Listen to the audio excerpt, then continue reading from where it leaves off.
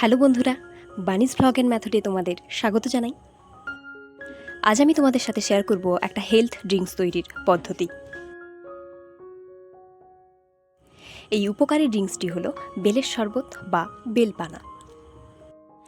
গরমকালে এই শরবত খেলে সারাদিন আপনার শরীর ঠান্ডা থাকবে। তাহলে দেখতে থাকুন কিভাবে আমি এই শরবত তৈরি করব। প্রথমে আমি একটি পাত্রে নিয়ে নেব কিছুটা পরিমাণে নর্মাল ওয়াটার।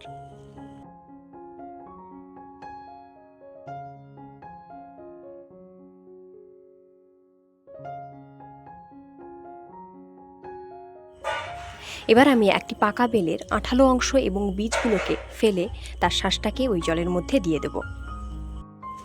দু একটা বীজ শ্বাসের মধ্যে থেকে গেলেও অসুবিধা নেই, যখন ছাঁকুনি দিয়ে শরবত ছাঁকা হবে তখন কিন্তু বীজগুলো আলাদা হয়ে যাবে।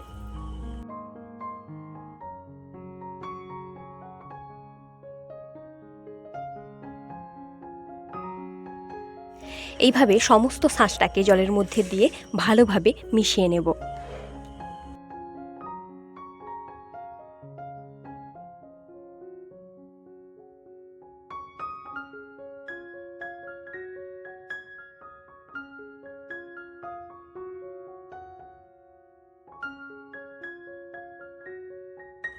আমার শ্বাসটা প্রায় মিশে গেছে। এবার আমি এর মধ্যে অ্যাড করে দেব 2 চামচ চিনি।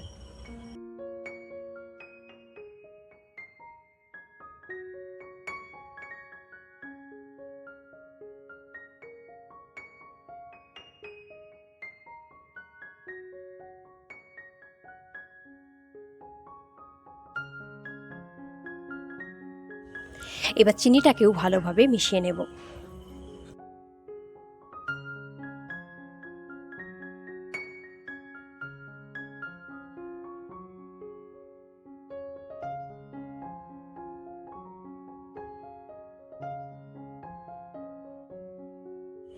চিনিটাকে সুন্দর করে শরবতের সাথে মিশিয়ে নিয়েছি।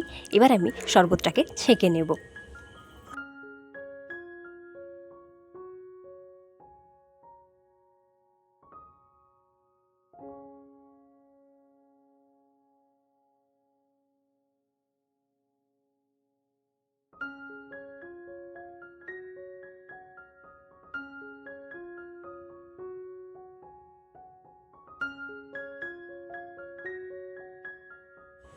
দেখুন খুব সুন্দরভাবেই শরবতটা বেরিয়ে আসছে।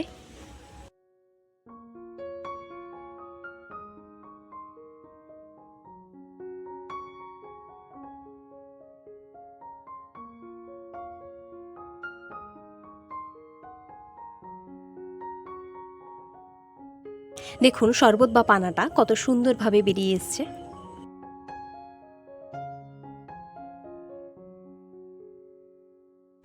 এবার আমি এর মধ্যে মিশিয়ে নেব কয়েক টুকরো বরফ।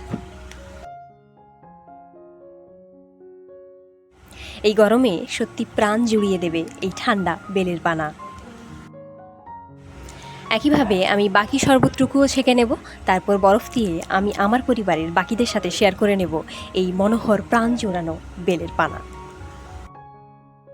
এই ভ্যাপসা গরমে শরীর ঠান্ডা রাখতে আপনারা বাড়ির ছোট বড় সবার জন্য বানিয়ে ফেলুন এই সুন্দর ঠান্ডা বেলের শরবত।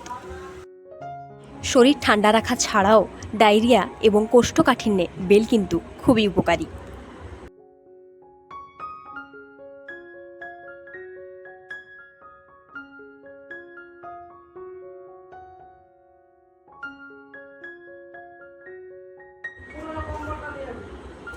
আজকের মতো বিদায় নিচ্ছি, ফিরে আসবো আবারও এক নতুন ভিডিও নিয়ে।